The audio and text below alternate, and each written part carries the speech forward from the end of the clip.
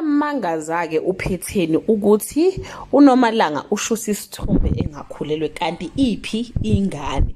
Hello everyone, welcome back to Sunday Live Show. Thank you so much guys for tuning in. I'm here to update you of what's going to happen on Sibongile and the Dlamini from the 26th to the 28th of August 2024 on Monday.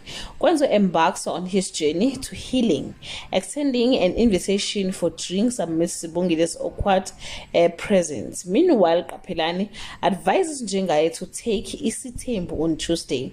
Nomalanga confides in Gcina, admitting her remorse for pushing Wenzo too far.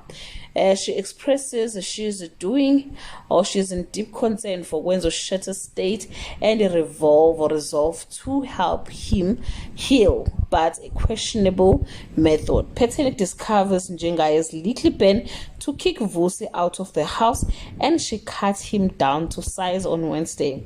A stranger takes a picture of Nomalanga, who is not pregnant, and Petenik sees the picture on social media. Velepi vows to speak to Sipho until he comes up with a business plan to take care of them.